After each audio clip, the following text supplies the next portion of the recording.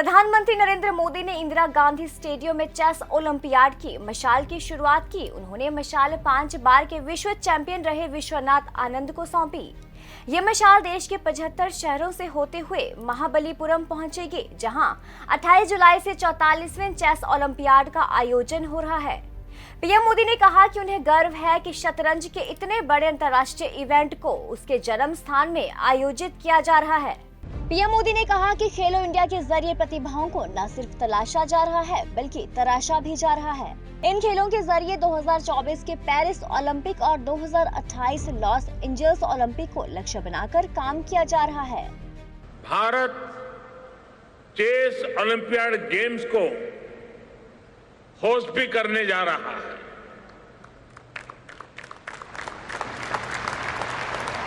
हमें गर्व है कि स्पोर्ट्स अपने जन्म स्थान से निकलकर पूरी दुनिया में अपनी छाप छोड़ रहा है। अनेक देशों के लिए एक पैशन बन गया है। हमें खुशी है कि चेस इतने बड़े इंटरनेशनल इवेंट के रूप में अपने जन्मस्थान में फिर एक बार आकर के सेलिब्रेट किया जा रहा है।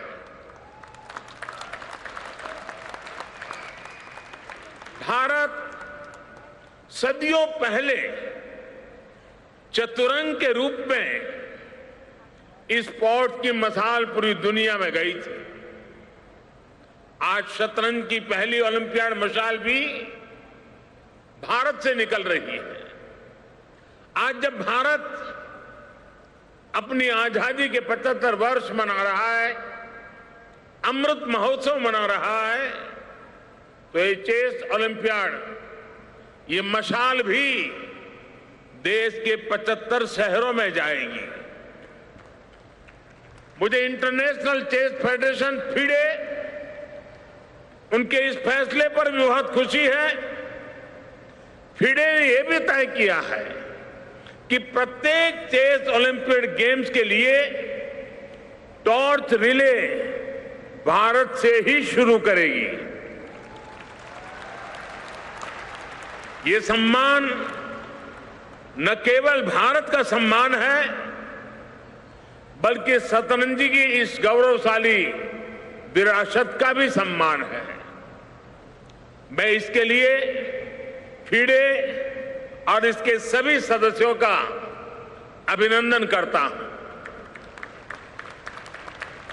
मैं 44वें चेस ओलंपियाड में भाग ले रहे सभी खिलाड़ियों को उनके शानदार प्रदर्शन के लिए अनेक अनेक शुभकामनाएं भी देता हूं। आप में से जो भी इस खेल में जीतेगा, आपकी ये जीत स्पोर्ट्समैनशिप की जीत होगी। महाबलीपुरम में जमकर खेलिएगा, खेल के जज्बे को सर्वोपरि रखते हुए खेलिएगा। साथियों, हजारों सालों से दुनिया के लिए तमसो मां ज्योतिर्गमय, इसका मंत्र गूंज रहा है। यानी हम अंधकार से प्रकाश की ओर निरंतर बढ़ते रहें। प्रकाश यानी मानवता का बेहतर भविष्य, प्रकाश यानी सुखी और स्वस्थ जीवन, प्रकाश यानी हर क्षेत्र में सामर्थ्य बढ़ाने के लिए प्रयास। और इसलिए भारत ने एक और मैथ, साइंस और एस्ट्रोनॉमी जैसे क्षेत्रों में अनुसंधान किए, तो वहीं आयुर्वेद, योग और खेलों को जीवन का हिस्सा बनाया। भारत में कुश्ती और कबड्डी, मलखंब ऐसे खेलों के आयोजन होते थे ताकि हम स्वस्थ शरीर के साथ सामर्थ्यवान युवा पीढ़ी को तैयार कर सकें। वहीं एनालिटिकल और प्रॉब्लम सॉल्विंग ब्रेन्स के लिए हमारे पूर्वजों ने चतुरंग या शतरंज जैसे खेलों का आविष्कार किया। भारत से होते हुए शतरंज दुनिया के अनेक देशों तक पहुंचा और खूब लोकप्रिय हुआ। आज स्कूलों में चेस युवाओं के लिए, बच्चों के लिए एक एजुकेशन टूल के रूप में भी इस्तेमाल हो रहा है। शतरंज सीखने वाले युवा अलग अलग क्षेत्रों में प्रॉब्लम सॉल्वर बन रहे हैं। चतुरंग की बिसात से लेकर कंप्यूटर पर खेले जा रहे डिजिटल चेस तक भारत हर कदम पर शतरंज की इस लंबी यात्रा का साक्षी रहा है। भारत ने इस खेल को नीलकंठ वैद्यनाथ, लाला राजे बाबू और तिरुवेंकटाचार्य शास्त्री जैसे महान खिलाड़ी दिए हैं। आज भी हमारे सामने उपस्थित विश्वनाथ आनंद जी, कोनेरू हम्पी, विदित, दिव्या देशमुख जैसी अनेक प्रतिभाएं शतरंज में हमारे तिरंगे का सम्मान बढ़ा रही है। अभी मैंने कोनेरू हम्पी जी के साथ चेस में सेरेमोनियल मूव का भी दिलचस्प अनुभव लिया है। साथियों, मुझे देखकर अच्छा लगता है कि बीते 7-8 वर्षों में भारत ने शतरंज में अपना प्रदर्शन लगातार बेहतर किया है। 41वें चेस ओलंपियाड में भारत ने ब्रॉन्ज के रूप में अपना पहला मेडल जीता था।